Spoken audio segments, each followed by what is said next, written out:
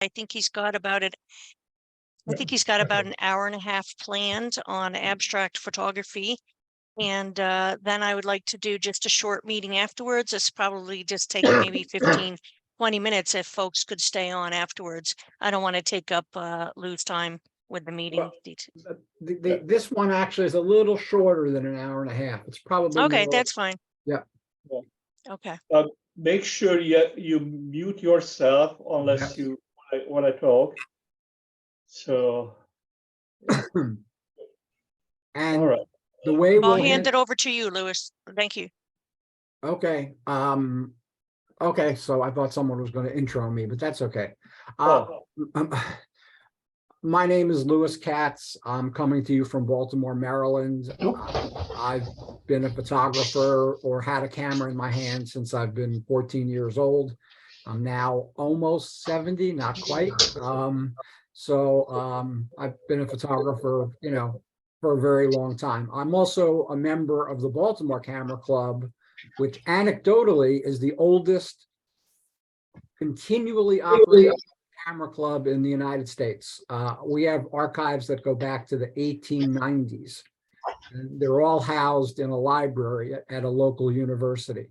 So it's a very historic club. And if you want to see what the Baltimore Camera Club is up to, it's just baltimorecamera.club.org. Laszlo, have I spoken to your group before? I think. Yes, a couple of times you have. Oh, okay, great. All right. Sure, Well, thank you very much for welcoming me back. That's really nice.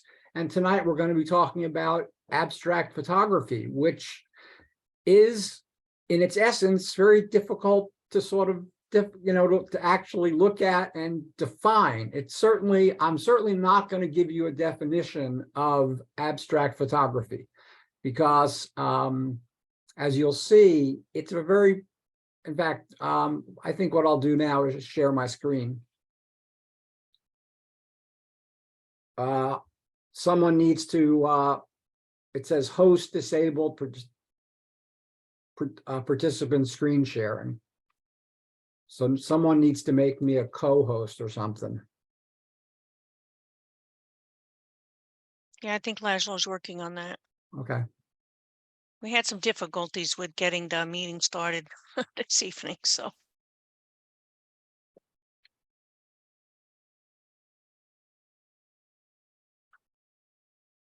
Let me see if I can do it. I don't know if I can since I'm not the host, but let me try. Well, he can make you the host and then you could try.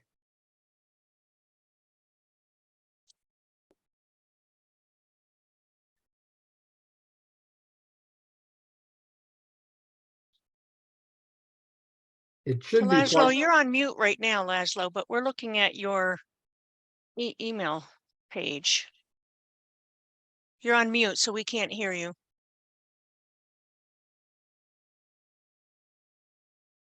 I think he's trying to figure out. He's talking to us, but can't hear him. Laszlo, please unmute yourself. He's still talking, Okay, so there you go. I managed to do that.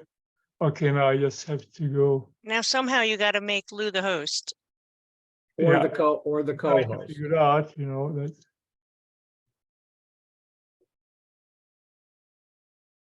You hold on for a second. I don't know what's happening over here. Why I cannot. It should be part of that green. Yeah, but I don't see, that's the problem. I don't see that green thing at the bottom, that's, I don't know what's. It's showing at the top on my screen, but stop sharing your screen and then try to do it.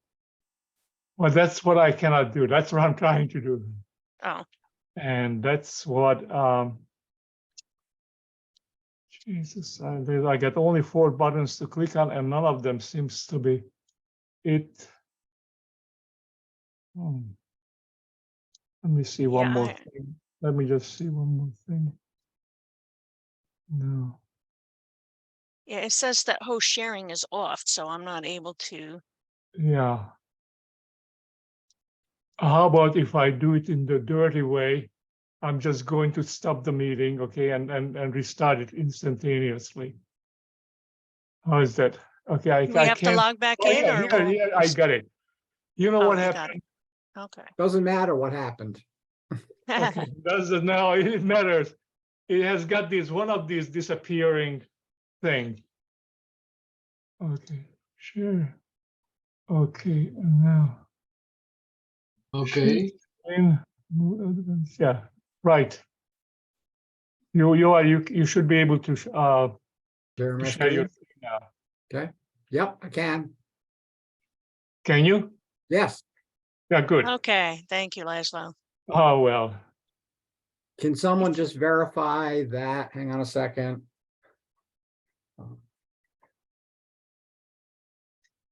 Can someone just verify that you see my Lightroom Yes. screen? Yeah. yeah. Yep. Absolute Okay. photography. All right. Yeah. So Yeah. now everyone should go back to mute. And actually, you should also turn your video off because sometimes that interferes with the operation of Zoom. So you should be mute and no video. The way we'll handle questions is you can put questions in the chat room when you think of them. I'm not going to answer them when I'm not going to keep my eye on them, but I like people to do that because sometimes if they don't put a question in the chat room, by the time we're done, which is when I do handle questions, you've forgotten what the question is that you had. So whenever you have a question, just type it into the chat room, and when we finish the meeting, we'll look and see if there are any questions in the chat room. Okay, because this is not a very long presentation and it doesn't really lend itself to interruptions, for questions. Okay. All right, so the formal name of the program is Abstract Photography, A Personal Journey. And after I developed this program, I added a personal journey because we're already dealing with a very subjective medium called photography. When we jump into abstract photography, we're jumping into even a more subjective medium. And what I mean by that is what might be abstract to me may not be abstract to you, because everyone develops their own personal journey into this kind of photography. It's quite different. If I showed a picture now of the Grand Canyon that was well composed, the exposure was good, I would say that 95% of you would like the image. It's an iconic place, etc. When we start dealing with abstract photography, we're dealing with someone, me, their personal attitude and perspective toward abstract photography. That's why I can't define it. I mean, there are quotes that I'm going to read in a second, but they really refer just back to subjective abstract photography. There's no firm definition that you can find anywhere of what abstract photography really is. Abstract art, on the other hand, is much easier to define because you go to the Museum of Modern Art and you see, you see people like, who are some of the famous, Lichtenstein and Andy Warhol and, the famous abstract artists. Their art, their paintings are very abstract. But in photography, it's not quite the same as painting, as we know. So that's why I added a personal journey, because it's very personal to every single photographer. This is where it sometimes gets stuck because I left this screen up too long. So here are some quotes. To abstract is to draw out the essence of a matter. To abstract in art is to separate certain fundamentals from irrelevant material which surrounds them. That was Ben Shahn. Abstract art has helped us to experience the emotional power in pure form. Anton Erzingweig. You cannot look at abstract art without thinking. I really like that one. Patricia Cole Ferrulo. This is my favorite one, though. Abstract art is a fundamental distrust of the theory of reality concocted by the eyes. And that refers to the fact that we go through our lives and the world with the images that are created by our eyes and our brain. And our eyes and our brain are trained to look at the world literally. You know, if you didn't know a car was a car, you would just have a lot of accidents. So I like that because I love the way he put it's a distrust of the theory of reality concocted by the eyes. And that, I think, is really one of the better actual sort of definitions of what abstract art of all types is about. And that was Robert Brault. And then Georgia O'Keeffe. I found that I could say things with color and shapes that I could not say any other way because it represents something else. And of course, she was a painter, not a photographer, although I think she did do some photography. So those are just some quotes that I thought were good and related to what we're actually going to be looking at tonight. And I run this program a little differently because what I'm going to first do is show you all the images for about 5 seconds each with no comment from me or from anyone else. And the reason I do that is because I need you to appreciate this presentation. I need you to start thinking non-literally, and that's not easy to do. I've been on workshops where photographers have started out the workshop with a similar kind of exercise to get you to start thinking abstractly and to start thinking non-literally. So the purpose of my showing you all the images sort of, quickly is my attempt to get you to start opening up your mind to a different kind of photography. So I'm going to start doing that.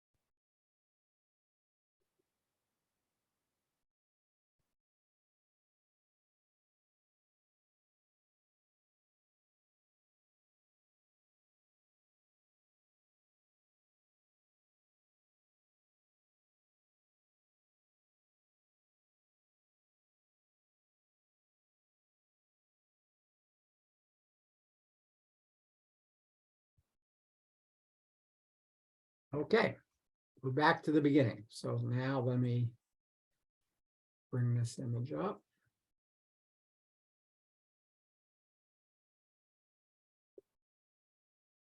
Without me knowing it, this was actually the beginning of my journey into abstract photography.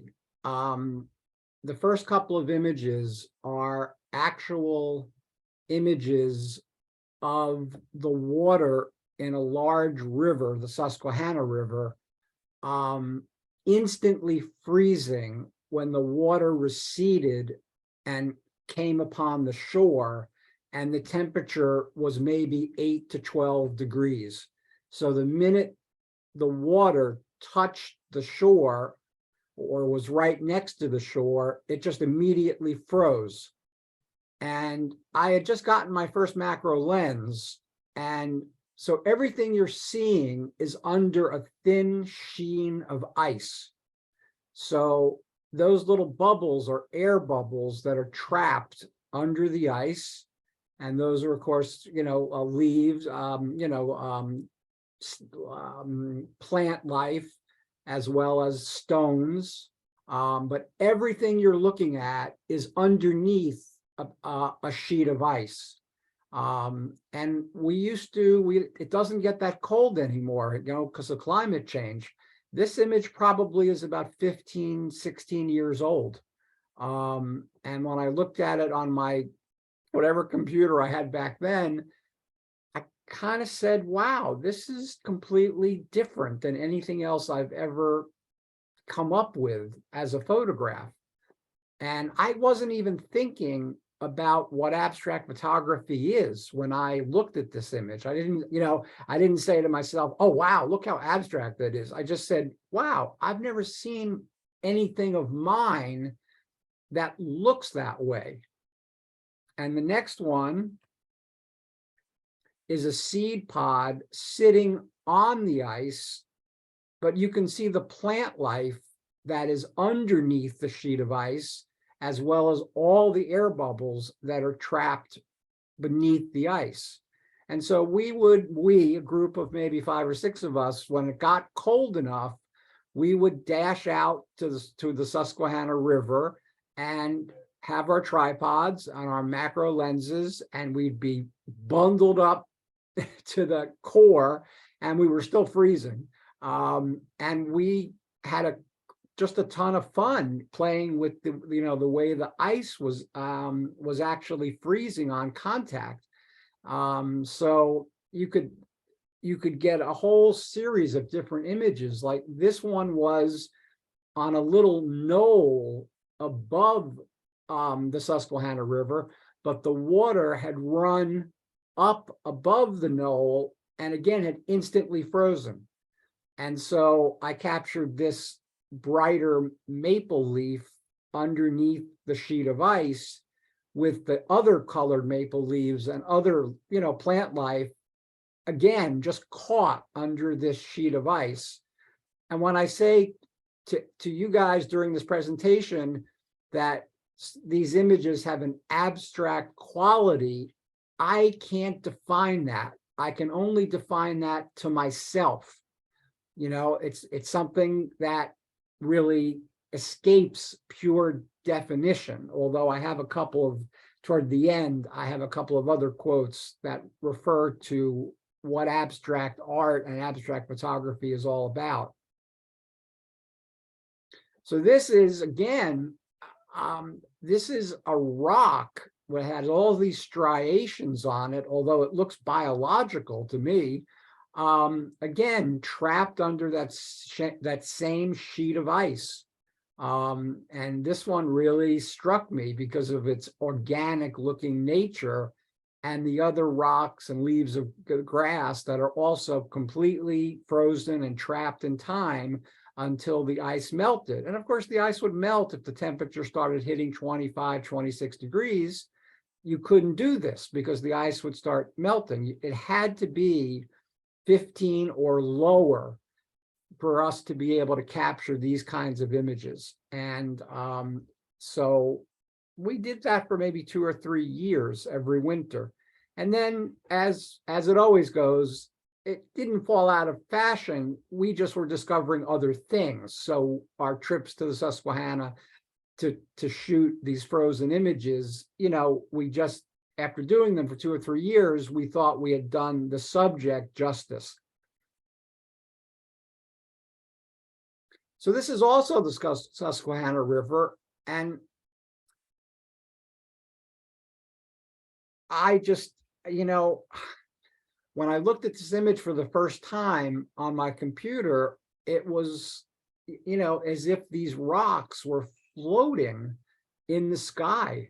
And you got that beautiful deep reflection of the bigger rock that to me has sort of a reptilian or alligator shaped, head to it. So that also caught my eye. And I was getting some really nice reflections of the sky in the water.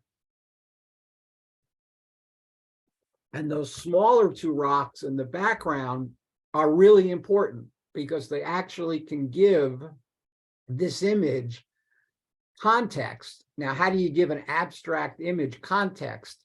I really, again, can't explain that.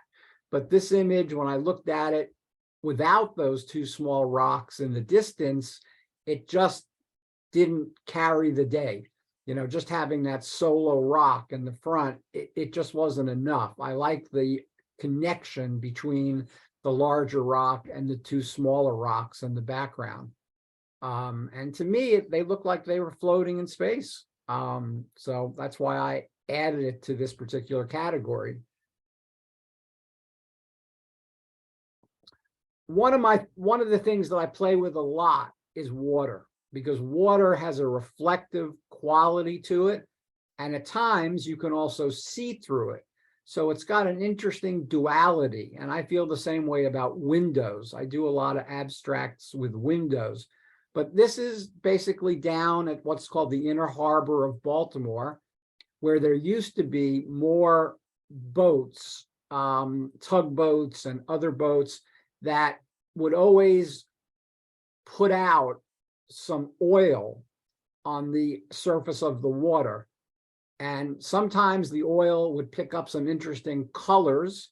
And in this case, the colors that the oil slick was picking up, I didn't find attractive. So I played with it in black and white, and I really liked it more. And you can see that this upper right-hand corner has a completely different quality to it than this main part down here. And that's the brow of the boat. And it wasn't a large boat. It was just sort of a boat that had an outboard engine on the back of it. It was usually the tugboats that would spew the most oil. And they just create these amazing patterns, which to me have an abstract quality, to them. So this image was taken in Colorado. I was on vacation with my wife, and she was crossing a concrete bridge over a small river. And she happened to look down at the river, and she immediately said, "Lewis, you've got to come over here and see how these rocks are being, what's happening to them." So I walked over and took a look, and I said, "Susan, we're going to be here for an hour or so, because, the reflections that these rocks were creating was so amazing." By the way, she's used to me saying we're going to be here for a little while. She's been married to a photographer for a long time.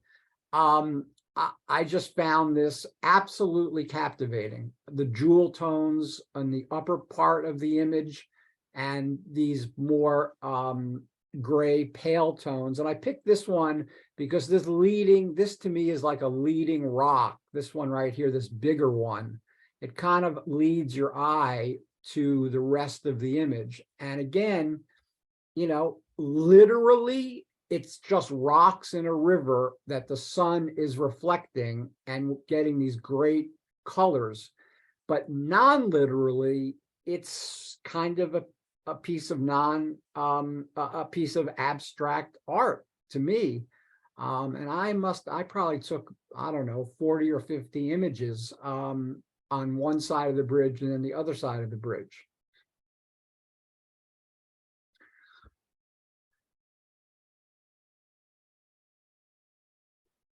again,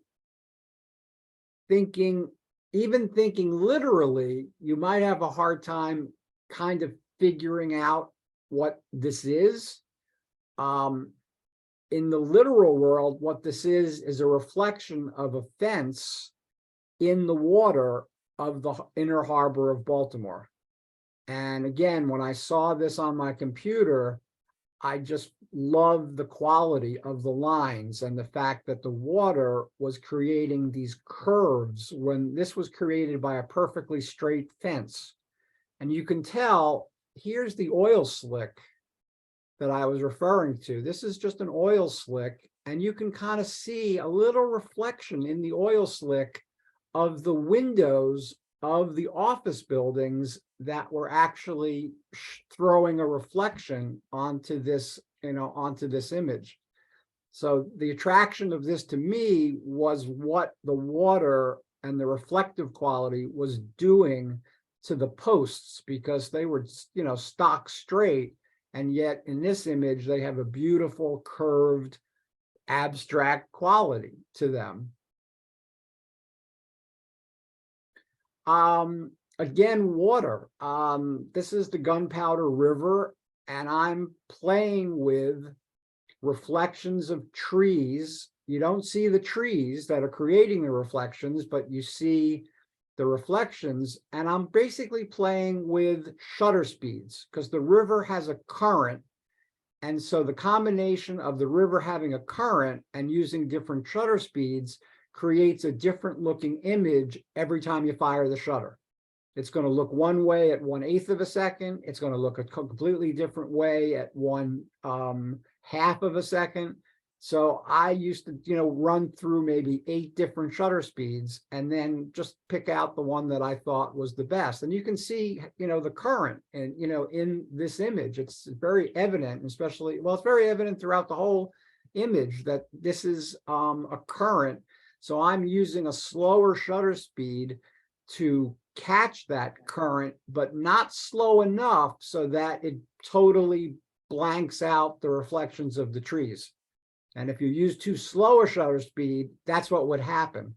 The current would sort of overwhelm the image. So I forget what shutter speed I used. It was probably around 1/5 or 1/4 of a second to do that.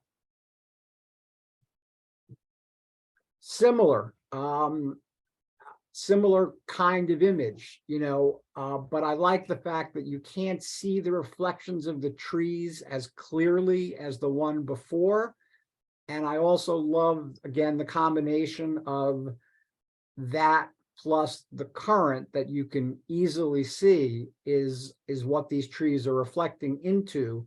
And again, depending on the shutter speed that you use, every single one is going to look a little different.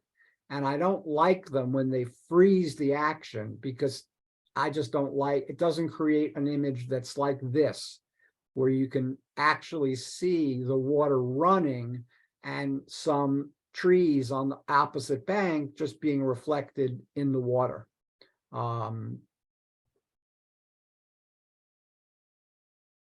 So we don't have many large industrial complexes left in Baltimore.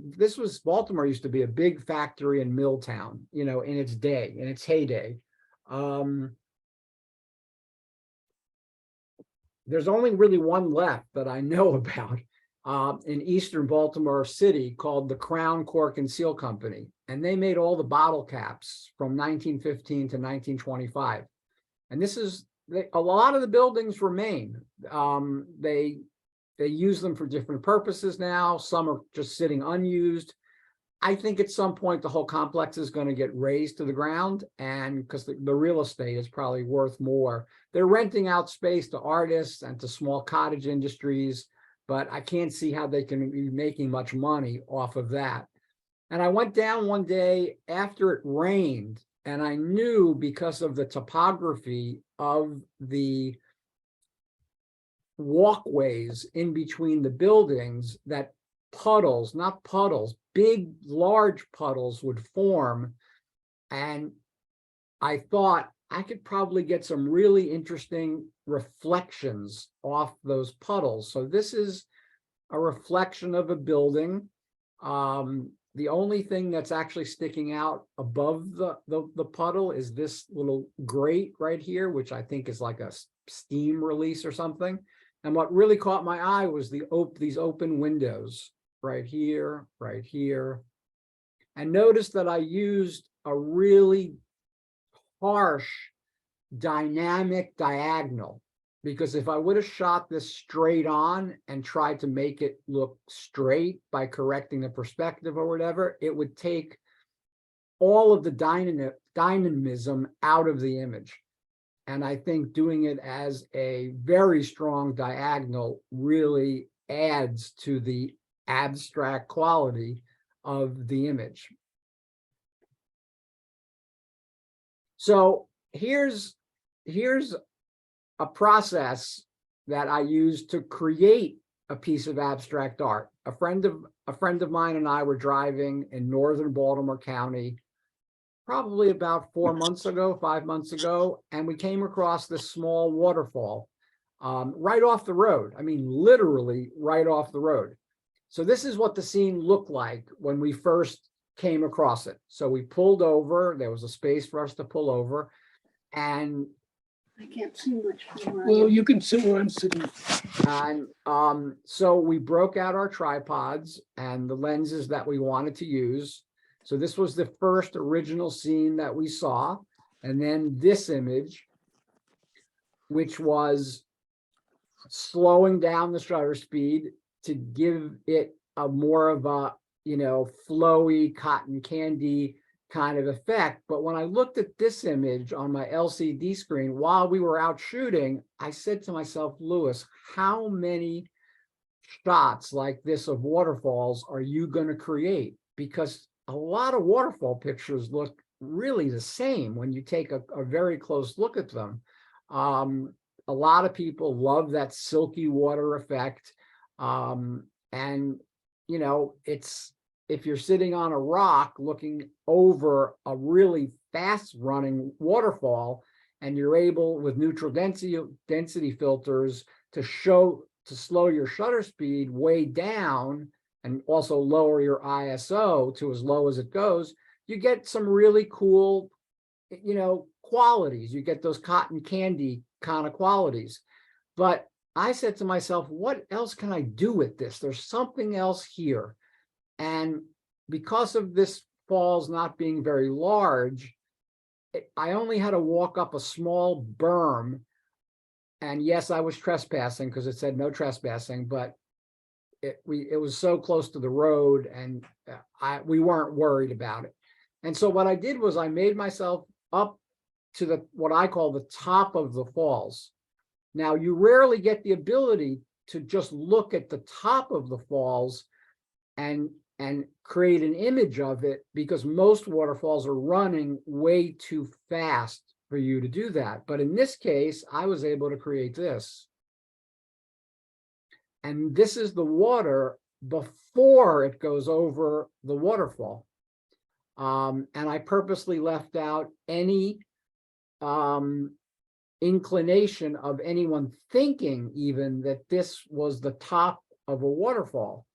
And when I looked at this image, I just fell in love with it. I love the curved trees at the bottom. I love the abstract quality of all these different eddies that are forming here.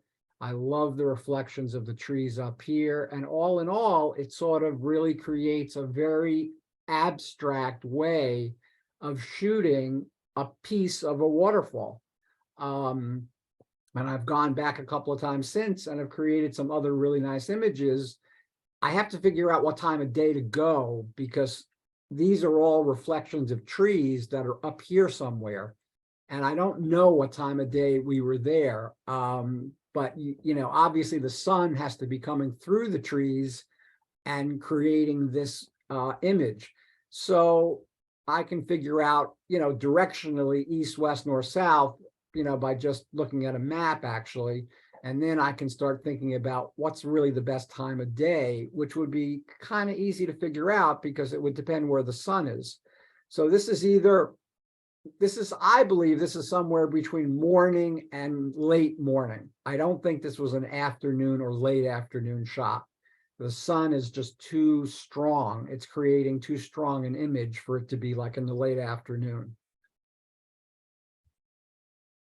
So this was a workshop that I was on, and it was with a wonderful photographer named Brenda Tharp, and we were on the coast of Oregon. And our first morning out, we were so itchy to start shooting all the beautiful sea stacks and the rocks, you know, that are maybe a couple 100 yards from the shore. But she first led us down this path that was going to end on the beach. But about halfway through the walk, people were already getting excited about what lenses they were going to use and stuff like that. And she basically said, stop. I want everybody to stop, and I want everybody to turn around and look at the sandstone wall behind you. And I want you to find creative images in that wall. And she was doing the same thing. She was trying to get us to think a little more non-literally before we started shooting what we really came to shoot, because if we didn't do that, I think everybody would come home with very, very similar images. So she was trying to open up our minds to think of what we were going to photograph a little more non-literally. And so this was my favorite because this looked like a heart to me. I love that heart-shaped part of the rock. And I love these spokes of color that are coming out of this main part. And she, you know, we did that. Oh, we did that for 45 minutes to an hour. And after that, she then said, okay, now we can make our way down to the beach. And I do the same thing when I'm out on a field shoot with a group. Depending on where we are, like I have an arboretum that has a mansion in it right near my house, and I use that arboretum a lot. And what I first make my students do is find interesting aspects of the mansion, the cornices, you know, the architecture, the windows. I don't want them to start thinking about all the flowers and trees we're going to shoot until they shot some more literal images of the actual mansion, to just help me try and define what I mean between literal and non-literal. Because it's, as I said when I introduced this program, it's not easy to make that distinction. I think, especially in photography, it's much easier to do if you're a painter, because you have a broader palette. You know, we have our camera body and our lenses and our feet. Those are our tools, and those are the only tools you have. And so you really need to not only think about what the difference is, but then to use your tools to try and create those more non-literal images. So this is one of the slot canyons. I don't know whether it's upper Antelope or lower Antelope, but slot canyons by their very nature are definitely abstract. I mean, the colors, the curves, you can see where the sun is coming down from the, you know, the top. They're just, to me, some of the most amazing places on earth. I mean, you know, the colors and the shapes and the patterns and the texture. And that's kind of what you're looking for in a lot of abstract photography, is shape, texture, line, more so than in your literal photography.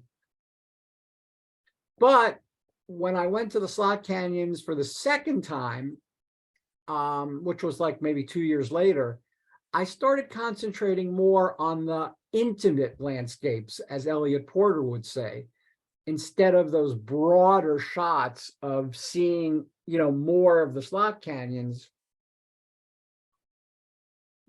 So I came across this beautiful sandstone wall. You can obviously see where the sun is coming from. It's actually illuminating this line right here. That's the sun that's hitting this piece of sandstone.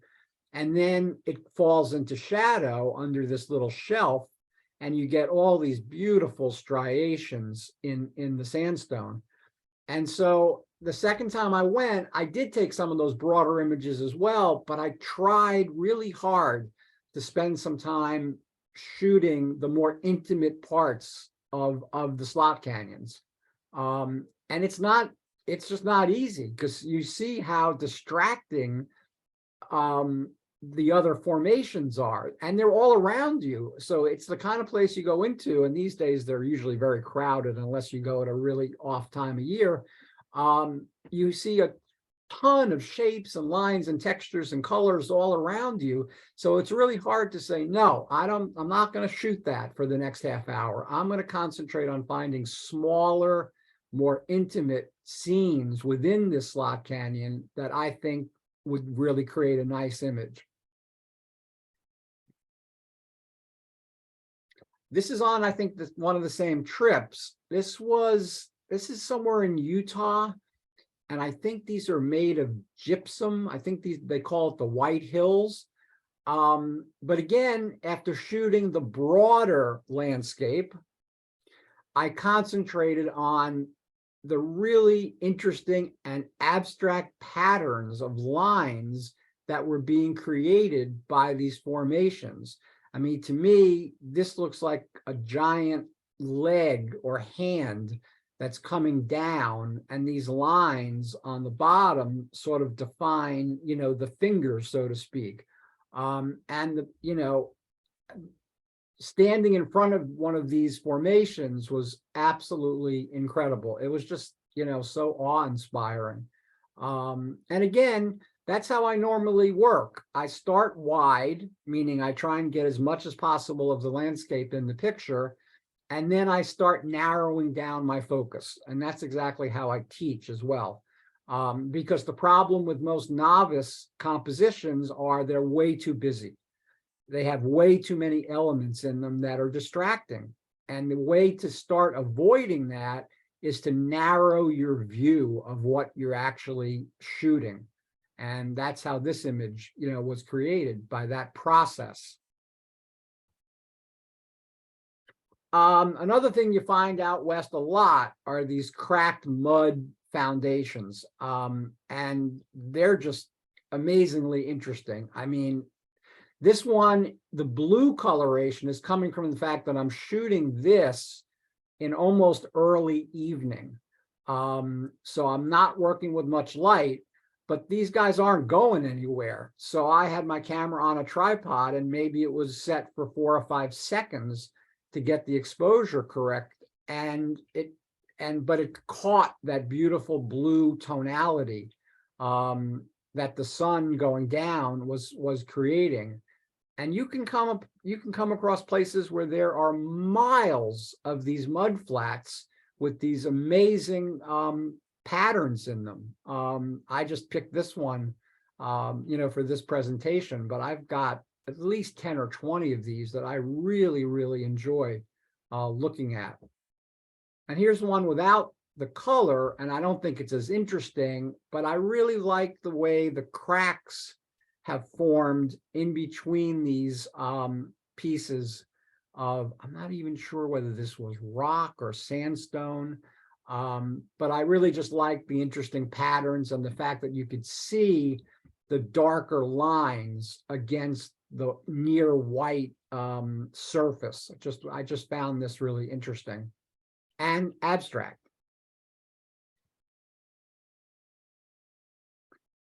All right, so we leave the natural world and we enter the human world, so to speak. Baltimore is a dying industrial city, but that doesn't mean that all the artifacts of its heyday are gone, because there are neighborhoods where I can still find fences, that were once perfectly, like a perfect piece of sheet metal, that over 40 and 50 years has just rusted out and created these amazing formations. No one did this. This just sort of happened naturally. And, when I find one of those fences that has a lot of this imagery in it, I really spend my time looking for the best, compositions, because there are tons. because, you know, if the fence is rusting down to this level, you're going to find at least 6, 7, 8, 9, 10, you know, formations that all make great imagery. Actually, in this one, I turned vertically. It was originally horizontal, but I liked it vertically better. And I love the way that these formations have this little appendage that seems to be like filling the black space, like this guy too, and this guy down here, and this guy down here. So it's, when you find one of them, it's a gold mine, because you could probably stay shooting that one sheet metal fence for an hour or two, because you keep finding more interesting compositions. Now, here's one where, again, it probably started out as one color, but it rusted out and created these two shades of color, which I happen to think personally are very complementary. And again, the formation is so interesting in the way that it decayed and ended up forming this particular formation or pattern, which I really liked. And when I find one of these fences, I try and concentrate on, you know, finding interesting and small compositions. You know, I don't try and shoot the whole fence. I just try and find pieces that make interesting abstract patterns. And on the same wall that this one was, same sheet metal wall, I found this. And my first impression was, what's a snake doing in this image? I mean, to me, this piece is absolutely snake-like.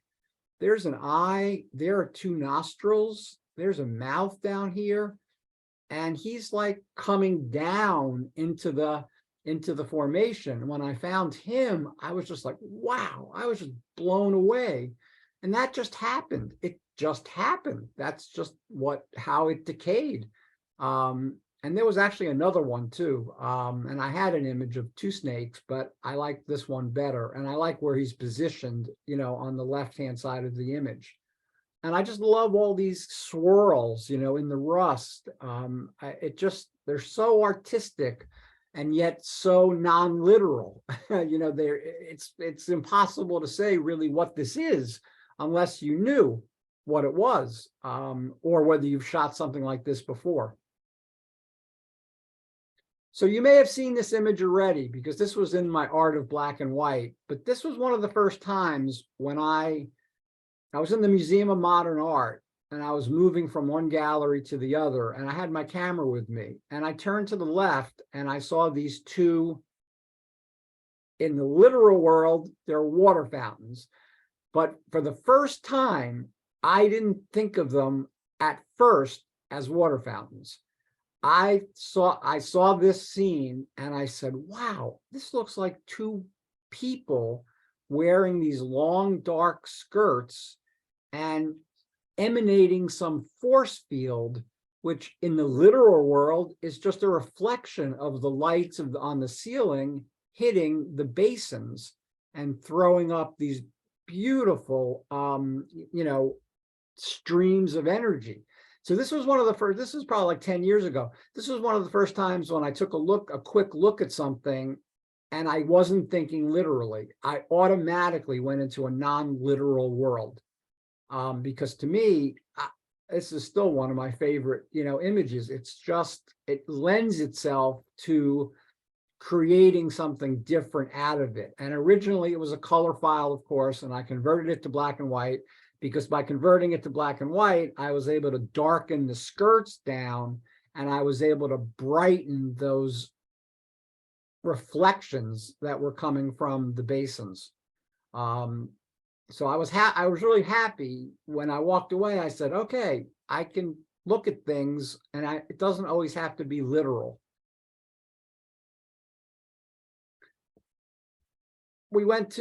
My friends and I went to the Philadelphia Museum of Art to see a photography exhibit. We then wandered around in some neighborhoods in Philly. We found a block that had housed some kind of factory at one time that had burned to the ground. And I saw this creation, burnt wood sitting on concrete with the wires that made up the rebar, that the building was constructed with. And I just love the curves on the wires that are coming out. And by isolating it as just an independent subject, it's not cluttered with any other parts of the building that had burnt. It's just showing you a tiny piece of the structure that once was, but it struck me as having a real interesting quality about it. And it was mostly the wires. If the wires weren't there and it was just the charred 2 pieces of wood, it wouldn't work. It just wouldn't be as interesting an image. But with those wires coming out, it really created a very interesting composition. So before telling you what this is, and some people may recognize what this is just from this image, or you may not know where it is, but you know what it is. My friends and I were coming back from a winter weekend of photography in Ocean City, Maryland. And you come across this structure, which is a bridge, and every night they light up all of the spires with these blue spotlights. So at first we were shooting those from ground level. And then I noticed that there was a stairway that went up to something. I wasn't sure what it went up to, but I walked up the stairway and I turned to my right, and this is exactly what I saw. This happens to be a walking bridge that you can walk over.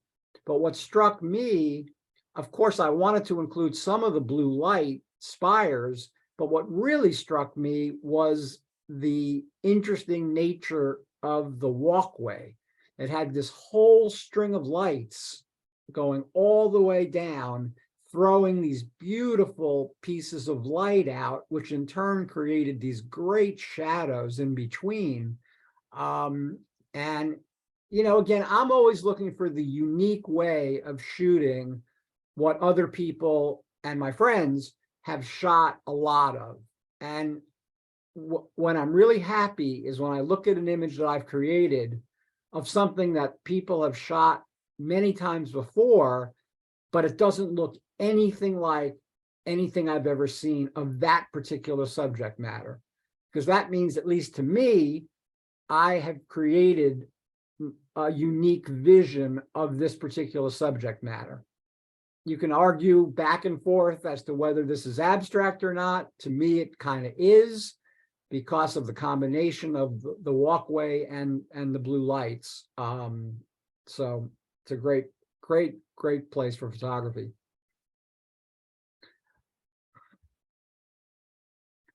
I'm just standing behind a woman at a vendor at a carnival. We have some carnivals that come through the area. And I just loved the way her hair was flowing down her back and then over her shoulder. And if you look closely, you can even see the goosebumps that she's got on her back.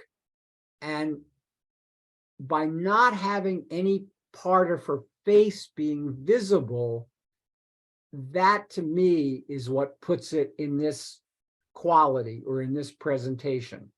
And again, it's my personal journey. An image like this, someone could look at and say, well, it's the back of a woman and, she's got interesting hair.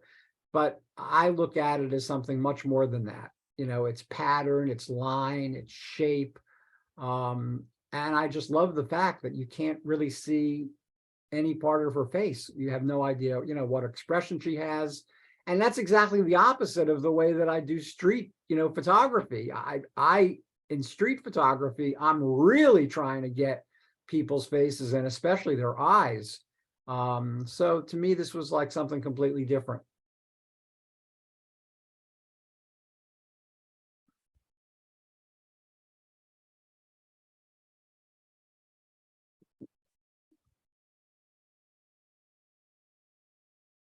All right, so there are two locations that are right on the Maryland-Pennsylvania border that started out as a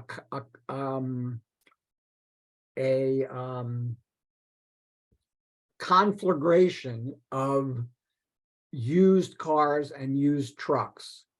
And in both cases, the owners had the idea of actually opening them up as like, a used car or used truck dealership, but neither owner ever got it together. And in both places, they're in the woods.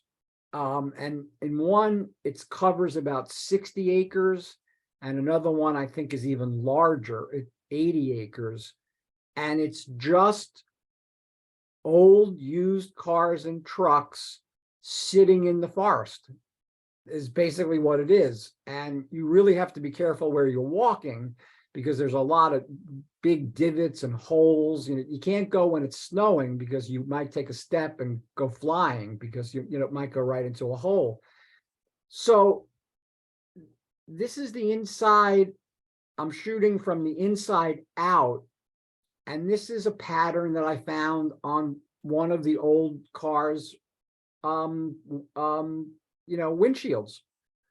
And it just really fascinated me, the way the lines, and the ice, it almost looks like it's got ice on it.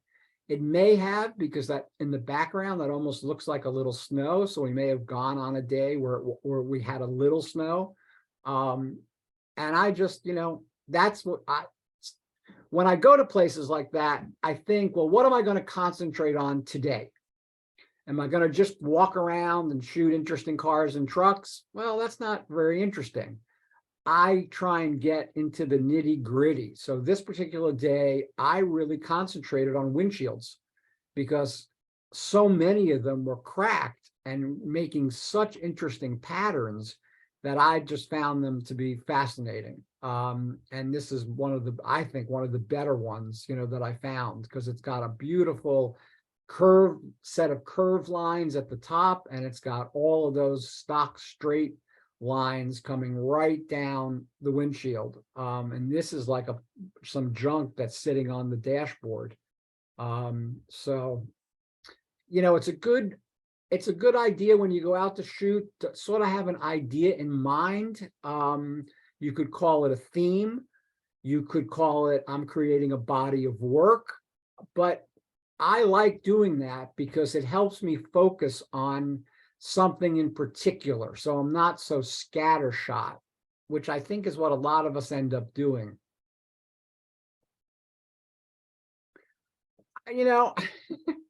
I'm in an industrial area of Baltimore. This is a barrel of some sort, and it had this hand on it.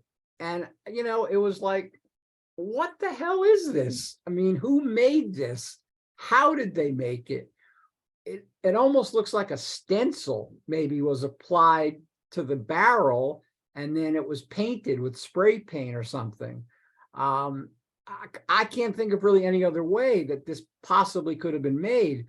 But when I saw it, it was like, oh, I got to work on this for a little while because this hand is so unusual. It's just so different. And that's part of being abstract, is to be different from what you normally see.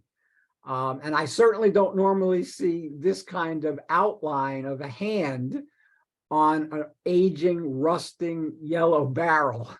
So it was definitely deserving of some time and, a couple of different angles, but this one really turned out the best. That gives you the full view of this hand.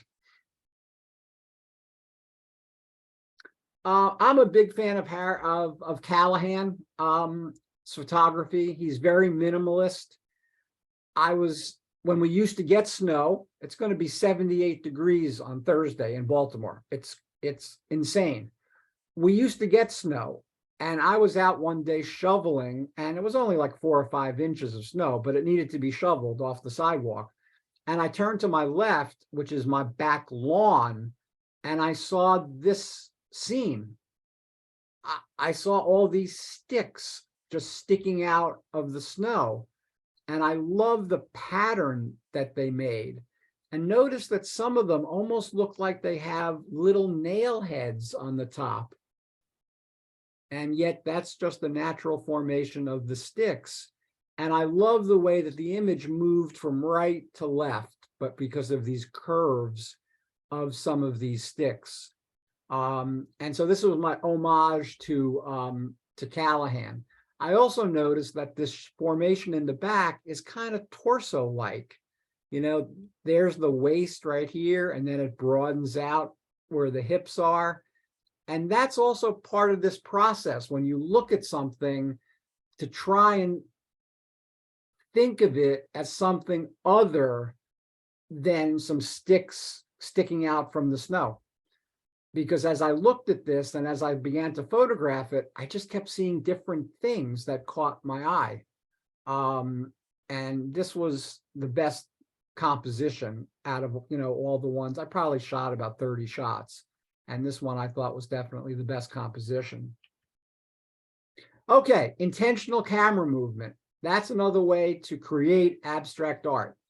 This is in West Virginia on one of our weekend trips. We do 2 weekend trips a year, one in the spring and one in the fall. And I'm going to have to start moving along a little quicker. So this was just a stand of trees with some beautiful foliage in the background. I think this image, even by itself, has a very abstract quality about it. But by using intentional camera movement and moving your camera vertically up and down with a slow enough shutter speed, you can create something that looks like this. We used to call these swipes because you're basically swiping your camera. Now, the only way to get one of these to turn out well is to be able to move your camera vertically up and down with hardly any horizontal movement, because that's what creates these beautiful, you know, straight trees with that beautiful foliage and green in the background. If you move your camera a little horizontally, they're not going to look like tall trees anymore. They may look more like this. This is an image that I created in that arboretum where I purposely moved it both ways. I moved it up and down vertically, but I also moved it a little bit horizontally. And that's what kind of creates that mushing effect of putting this beautiful foliage, you know, together, and creating this wonderful, you know, scene. Now, to me, this is more like what a painter would create than a photographer. But there's no reason why you're limited. Again, you have your camera, your lens, and your feet, and maybe a tripod. Those are your tools, and you just need to learn and experiment with your tools to see what you can create. Playing with shutter speeds. We have a light rail system. This is shot off one of the station platforms. This was like a 4 to 5 second exposure, because I really wanted to catch this beautiful trail of light. There's the light rail car right there. And all this is going to come out perfectly in focus because none of these things are moving. So I'm probably using, again, a 4 to 5 second exposure. And the only thing that really blurs out, if you want to use that term, are the light trails. So playing with shutter speeds can be just a lot of fun. Here's playing with zooming in and zooming out while I'm creating the shot. So I had to get my shutter speed low enough so that I could turn the barrel out and turn it back in at the same time. And I just love these trails of light that are coming out of the windows and these trails of light in the center. And these are bulbs that are just, that's how my zooming in and zooming out impacted, you know, those light sources. So again, playing, it's just saying to yourself, well, let me do that. Memory's cheap these days. So playing is one of the best ways to get more interesting and more non-literal photographs. This is in an old industrial site, the old expression, look up, look down, look side to side. I looked up and I saw this. And it was obviously at some point some light fixture, because you can see two cables that are entering it. And I love the way that it cracked and decayed. I love the way that you can actually see the reflection of the floor of the building that I was in. And I really like the slight diagonal that I gave to those, to the roof, basically, to that black metal roof that's above it. So you really just have to keep your eyes open. It's funny that when I go out purposely to shoot abstracts, I don't find them.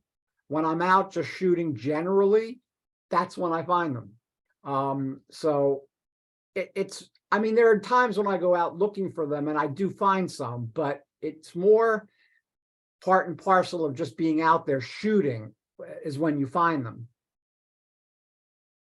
This is an old warehouse building pretty close to my house, actually, although I live in a residential neighborhood. It's not being used for anything. It's just, I think, an empty warehouse. But the combination of these mosaics that this decay is creating, along with the red brick and the blue of the windows, and then you can see the reflections of what's across from this building in this window over here.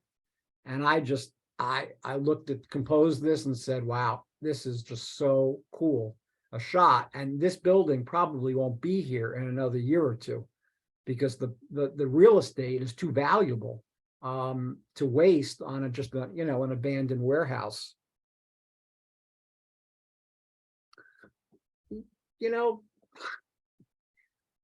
One of my wanderings through a part of Baltimore, and an abandoned building, and it had been boarded up, and I came across this window with this piece of board covering it, and I just looked at it and said, oh my God, look at the patterns that this has formed.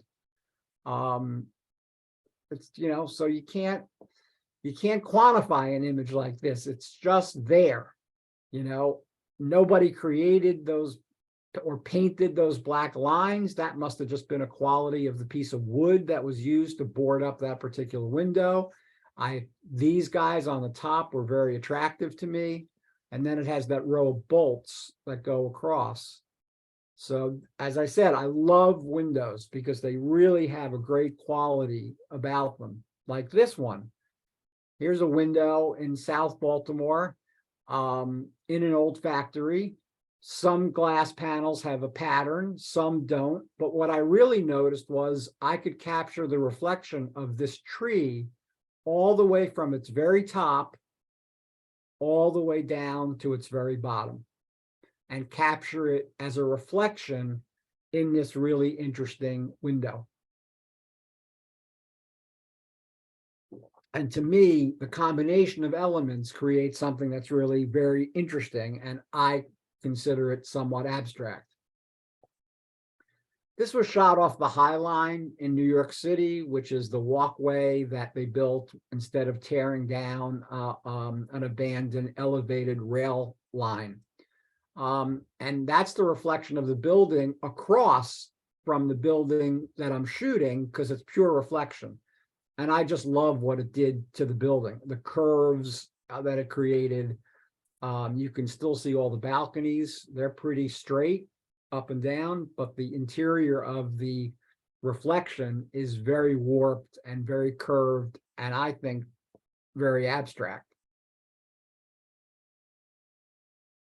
Again, windows. This was up in northwestern Massachusetts where my daughter lives, and I found again an abandoned industrial area, and this window attracted me. But it wasn't until I looked through my viewfinder that I saw all the faces. Here's a clear face, right? Two eyes, a nose, and a mouth. Here's a clear reflection of it, like a tiger. Two eyes, a nose, and a mouth. And there's even an apparition type of ghost-like skull kind of pattern in this one. And I saw those and I said, wow, this is just so fascinating to just find these things, you know, especially when you're not out looking for them. You know, similar kind of theme, cracked window, someone painted a serpent-like object on the window, but before it was broken, because you can see the lines of the serpent are cut when this shattered.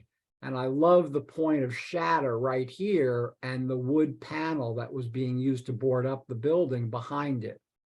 So to me, this is kind of what I'm looking for when I go out to look for things that live in sort of the non-literal world.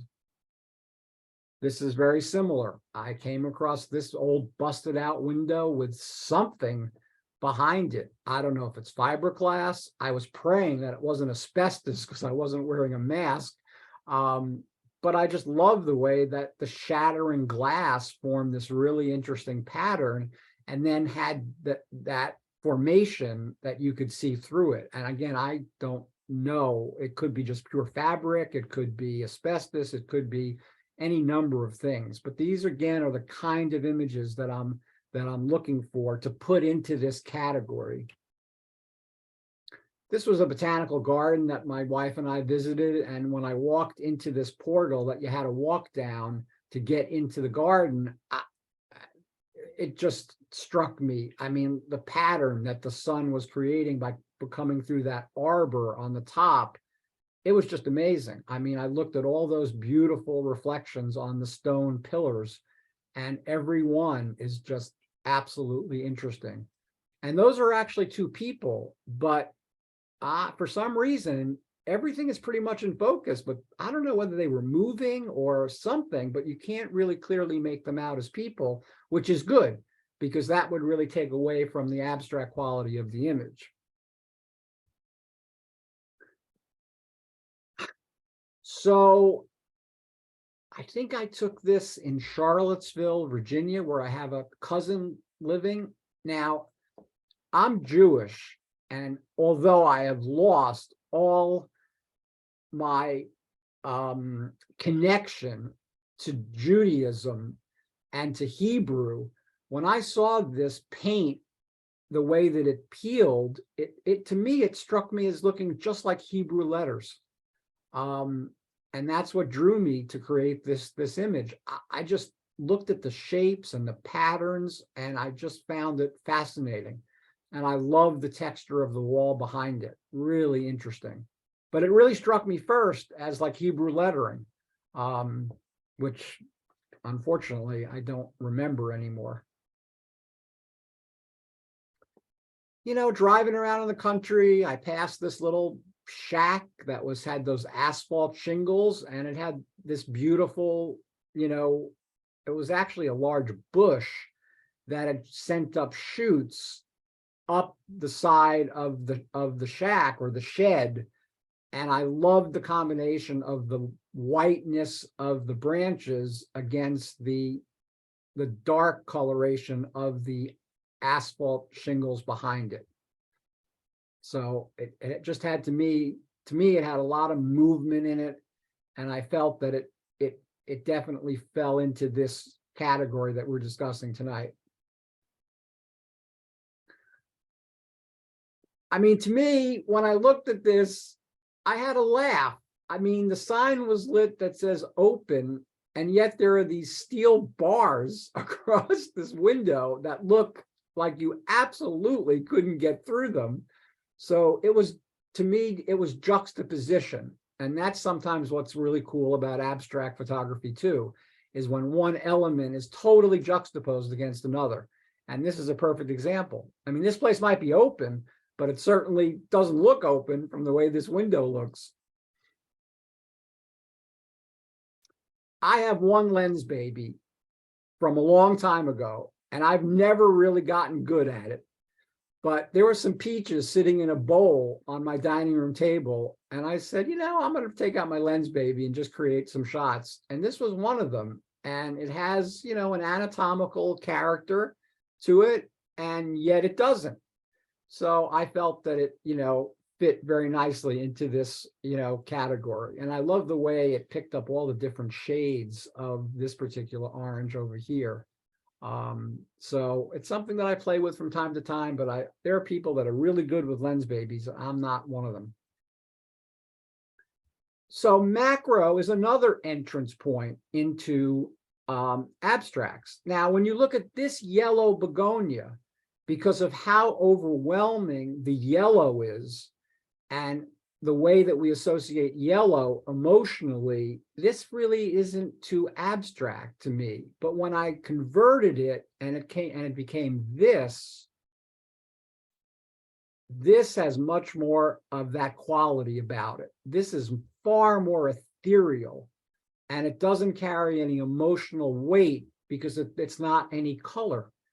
It's just black and white. And that's why I think it fits into the category, whereas the yellow one just doesn't. And if you remember my thing on black and white, we did a whole thing about the impact of color on people's emotions.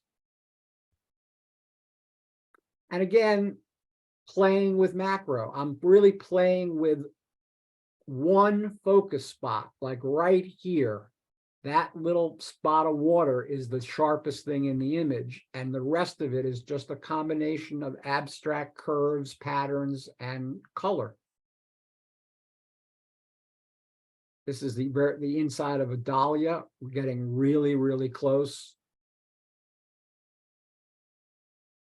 This is, I don't remember what kind of plant this is, but again, I'm concentrating my focal point just right along this line, and I'm using really low apertures, and I'm letting the rest of the image just fall out of focus. And this is one of my more recent ones before, I guess, summer turned into fall, but I took this petunia and I purposely put it against the green background. And I just love the way that the back end of the flower sort of melts right into the green, whereas this edge is really sharp. I love playing with aperture when I'm shooting macros. I'm not big on focus stacking, to get everything in focus from point A to point Z. I rather play with this kind of stuff. This is at a local indoor conservancy. This is just a very interesting plant that has these great spikes coming out of it. It's a cactus of some sort. And I got this image by just sitting down on the floor and just starting to look for interesting compositions. These were some calla lilies that I worked on during COVID. This is the kind of straight on shot that I first did. Right here is really pretty sharp in focus. This part is in focus, but then the rest of it sort of fell out of focus. But then I started thinking, well, I could turn these into abstracts. So this became this, where again, the whole back edge just melts into the background. And this one, the black background, is my TV set, not turned on. It just is a really nice black background. And this one, I painted the background using my adjustment brushes in Lightroom. And then I started shooting more abstract calla lilies, and I liked those more than the straight on shots where not everything, but where most of the flower was in focus. And I'm going to end by showing you that you can make your own interesting abstract photography. I set up this little table between a little step ladder and a chair. It has to be exactly level. And then I used food dye, oil, and water. And I created things that look like this.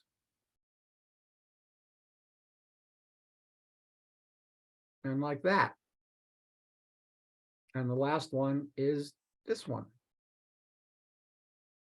And I generally let the liquids did what they wanted to do. In some cases, I used a toothpick to sort of move the oil and water and food color around a little bit to try and create something a little more interesting.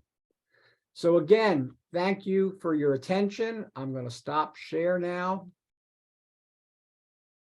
The floor is now open for any questions or comments. I can open up the chat room and see if anybody put any questions in. What setting did you use for intentional camera movement? Well, as I said, aperture was not nearly as important as shutter speed. So when I'm doing intentional camera movement, my shutter speed is normally between 1/4 of a second at the long end and maybe 1/8 of a second on the short end. And let's see, no one else had put any questions. Oh, wait, here. To me, many of these photos remind me of macro photography. Are they? You decide. I mean, I showed you some pure macros, but I don't consider a lot of what I showed you tonight macro photography. And that's the last. No one else put any questions in. So you can unmute your mics, and if you have any questions, please or comments, please just. Oh, by the way, I sent Laszlo a survey. I always do a Survey Monkey survey after every presentation. He's going to distribute it to you guys. It's 5 questions and a place to put comments. And I really would appreciate if you would take 5 minutes of your time to fill it out, because that's how I get feedback when I do these Zoom classes and Zoom presentations. This is completely different from me standing in front of 20 students at a classroom at Johns Hopkins, because you get immediate feedback when you're standing in front of live people, but you don't get immediate feedback, from Zoom. So the way I get my feedback is by doing those surveys. So it really is very short. And I'll know it's from your club, but I won't know who it's from in the club. So. Would you comment on your preferences for black and white as opposed to color for abstract photography? Okay, generally, but it doesn't always apply to abstract. Generally, if color is not an intrinsic important part of the image, I convert to black and white. I've been doing that far more often the last 3 or 4 years. I'm really hung up still on black and white photography.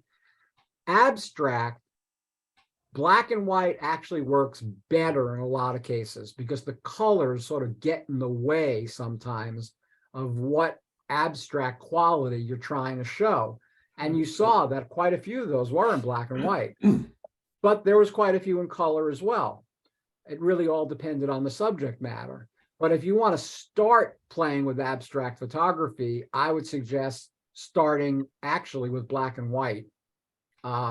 Because in black and white, the shapes and the lines and the textures are far more prominent than a lot of color images.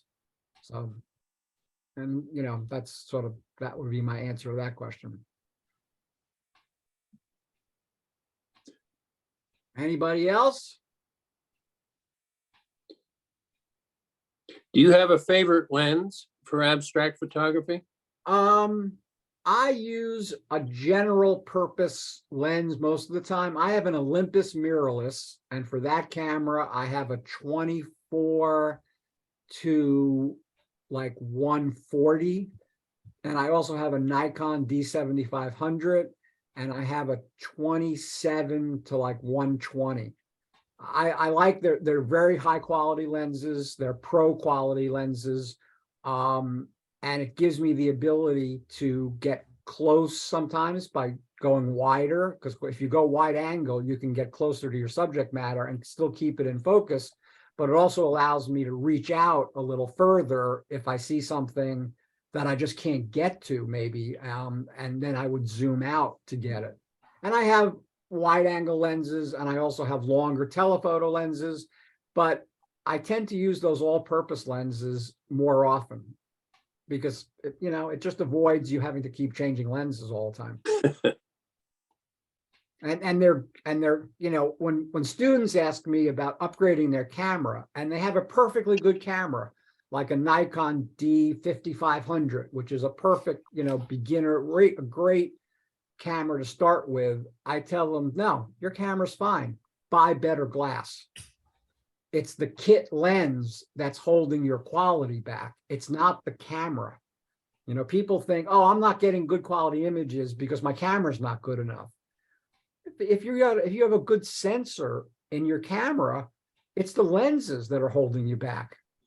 And I also tell people, always look on the used market, because there's a whole group of very rich photographers that the minute any company comes out with a new lens, they trade in a lens that might be a year and a half old for the newest one. And the one that's a year and a half old is perfectly fine. And it's half the price. So I buy most of my stuff used, not my camera bodies, but my glass. A lot of it was bought used from either private parties or from KEH.com, which is a great website for used camera equipment, or from my local camera store, which I happen to be only like 2 miles away from. So, and it's the only one left in the city of Baltimore. In the city of Baltimore and its environs, we have one dedicated camera store left because so many people buy everything online. So anybody else? Thank you. Yep. Thank you, sir. I started to grow up in Baltimore. Oh, cool. Cool. I moved to Baltimore, but it's my adopted city. I grew up in New York, but then went to a lot of places and ended up in Baltimore. And I love it. I think it's a city that has a lot of character, a lot of grit. It's not the safest city in the world, so you have to be a little careful, but we all sort of learned to live with that. So I want to thank you again for inviting me back, Laszlo. I've really enjoyed giving the presentation. Well, thank you so much for doing the presentation for us. Yep. It's always thrilling, to have you here. So, Yes, thank you, Lew. Oh, Can my you guys hear pleasure. me? Yep. Yeah. To me, Okay. this is like teaching, like when I teach a class. This is how I treat these presentations. I try and illuminate what I'm doing and give tips and other things at the same time, because I don't just want to sit here and show pictures. I want to talk about them and tell you why something was attracting to me personally. And that's why I called this a personal journey. Your reactions to this are going to be all over the map. I know that. I've seen the surveys from my other abstract presentations. Some people have absolutely raved about them. And some people, because I really urge people to be honest, said, I don't get it. I didn't understand the quality of some of the images. I didn't understand what you were trying to say. That's all fine. That's great input for me to get. So please feel free to be as honest as you want to be when you fill out those surveys. So Okay, thank you, Lew. Oh, thank Thank you you. guys. I love these Thank you so much. opportunities. Yep. I'm working on my next one already. I'm not going to let it out of the bag yet, but I have 3 presentations now, but I'll have a 4th probably by like April. So We'll see you again. I'm sure we will. And you guys stay well, and hopefully everybody stay healthy for the rest of the winter, and actually for the rest of the year, and actually for the rest of your lives. Thank you. Thanks, Lew. Thanks, Lew. Thank you, Lew. Bye-bye. All right, bye-bye. Okay, so we still got a lot of people on, which is good. Can you guys hear me? Yes. Yeah. Okay, I was trying to ask Lew a question earlier, and I don't think my mic was working. So anyway, just wanted to make sure it was still working. All right, so we've been on for like an hour and a half, so I won't keep you for too long, but we do have some business to go over. So the Noble show, the show is going to end next Sunday on the 26th. I actually don't have the exact pickup date and times. I reached out to Caroline, so the minute that she gets back to me, I'll send that out to you. So you'll have it before the show ends. I'm thinking that Sunday's probably a good day for people to pick the photos up. So although they have that as the last day, I'm going to suggest to her that we actually be able to pick them up on Sunday, because I know myself, I work and it would be too difficult to do it during the week. And then I'd be able to run those over to the Wish House show, which is going to be our next show. So that show has a title, What We See.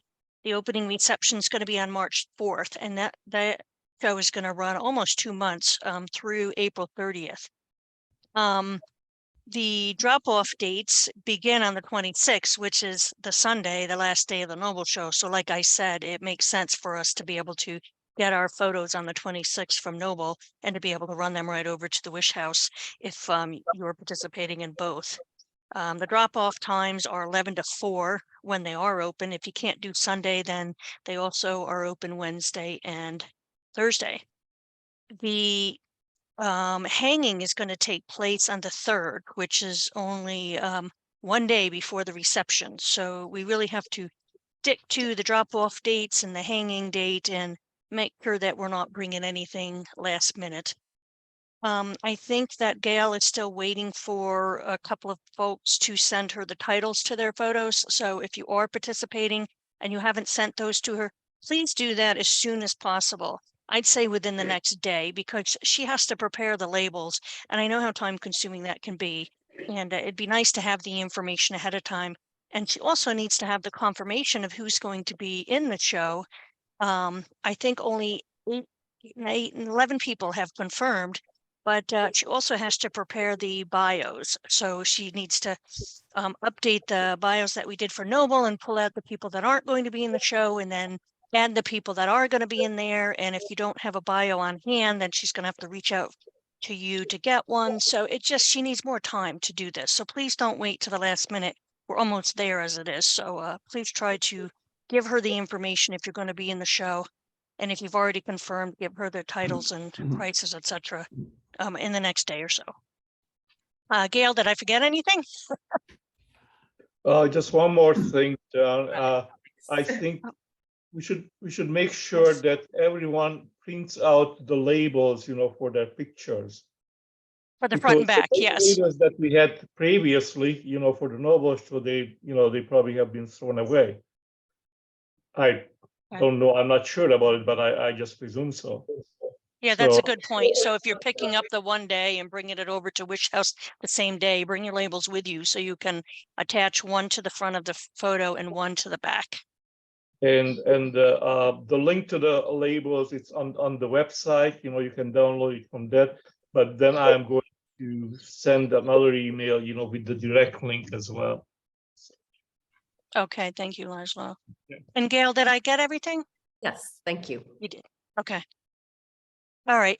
There are also some promotional cards that are ready for pickup at the gallery. So for those who live close by, if you're able to pick up some of those and, distribute them to your family, friends, and also hang them about town. If you get permission, it would be nice to, promote the show as much as we can so that we have a good show opening on the 4th. For the Noble pickup, like I said, I'll get the dates for you. The last I heard, Heidi had visited recently and they were requiring masks because they had a flu outbreak.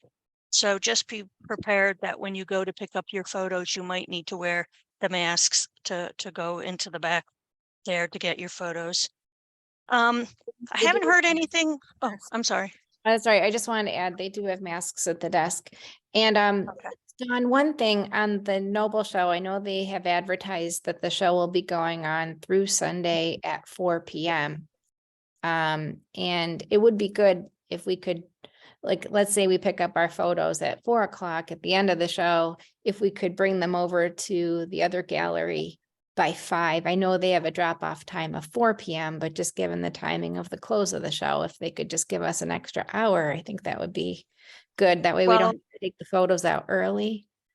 Well, actually, what I suggested to Caroline is that we be able to pick up the photos anytime after noon on Sunday, if possible. I mean, the show's been up a while, and I know that's what they advertise, but Okay. I can see what she says about that. If and I can also, if she doesn't want to do that, then we can I can reach out to I forget what her name is, Bianca, to see if she can allow drop off at 5. I don't even know. Can you get to Noble to Cornwall Bridge? How long does that take? A half hour? What's the drive? Whatever. between the two. All right. Not For a half hour? even that much. Okay. About 20 minutes, 25. Oh, okay. I wasn't sure. So, all right. Well, we'll figure out those details and I'll send them out. Okay. Okay. I haven't really heard from Caroline recently as to whether we sold any photos or not. I don't know if anybody was there and noticed if there was any little red dot. I'm aware of one that's sold. Don, I was there today to pick up 2 of my own pictures, and there was one sold, and that was yours, the little crow. You know, that one was, that had the red dot with it. Okay, I wasn't sure how many sold. She told me about that one, but there is a 20% commission. So I just wanted to make sure that if anybody else sold any, that they send a check for the commission amount to Noble. So I've sent off my check already. So thank you. All right. A gentleman reached out to me recently about the American Mural Project. So many of you may have remembered that Brian got us in there before they actually officially opened, and we saw the project, but it wasn't quite finished yet. So now that it's finished, it's open to the public. He's reaching out to camera clubs to see if there's interest. So if we did want to do that again, now that it's finished, it's if you have 10 or more people, it's $8 per person. And then if you wanted to go outside of the normal hours and be the only people there photographing and whatnot, then it'd be $15 per person. So I just wanted to put that out there. I can send an email out and I just want to see if there's any interest in that and whether I should pursue that a little bit more or not. So I will send an email out about it in case there are some that aren't even aware of what this is. Hey, Dawn, do you know if they finished the second floor? Because when we were there last time, I think one of the challenges was how to get like parallel to different parts of the mural to get good photos. Otherwise, like all of our shots are taken looking up at it. And they said that there was going to be an upstairs built where we could I'm be. pretty sure it's done. It's open, Yeah. It's open. Okay. All right. That Yeah, would be I think there's stairs and there's a platform that goes all the way across and you can go up there. Yeah, so you would be able to get different vantage points than we did before when we went and when it wasn't completed yet. So it might be worth going there again. I mean, I enjoyed it the first time. I'd pay $8 to go again. Yeah, I would too. I thought that was good, especially if the second floor is done, we can get different angles. Yeah. Yeah, okay, I'll Where send out an email on that. Torrington. No, it's in Winston. Oh, Winstead. Winstead. Sorry. I'm not from around here. I shouldn't be answering those questions. I'll send information out about it and see what the interest is. And then if enough people, we want to get at least 10. And then if enough people are interested, then we can try to settle on a date and I can reach out to them and see what dates are available and whatnot. And I guess at the same time, when I send the email out, I'll ask if people prefer to do the outside of normal business hours where it's $15 an hour, or if you're okay being there with other folks there. So I'll include that all in the email. All right. I know Laszlo for his newsletter. I always need to put a plug in there for that. So if you have any articles or interesting links or anything that you want to share, please send them to him. The Monochrome images. topic is monochrome, correct? So I see he has 24 images already for that, but if you haven't sent any, then do that. And Laszlo, I'm working on my president's message now, so I'll send that to you shortly. And I'm not sure, Laszlo, do we have a program scheduled for March or no? Not for March, for April. Jeff said that he can give us a presentation, but we are short for March. So All right, so I want to put that out there to let people know if there's anybody in the club that would be willing to do a presentation on any topic, that would be good. If not, I can see if we can schedule another Zoom meeting with an outside presenter. And if we're not able to do that, then I know that we do have a number of educational videos that the club has purchased, and we might be able to put something together for that. But if anybody on the call here today has any suggestions on what we can do for March, let me know, because starting today, the time is now ticking, so we'd like to get something lined up. I'm gonna throw out a suggestion that we ask Sarah Blodgett, who just got back from filming birds in Florida. Just a Yeah, I've thought. been following her on Facebook. Yeah. Me too, and she's got a lot of interesting shots, and it would be nice to hear the stories behind them. Okay, I'll reach out to her and I'll ask her. See what she says. All right.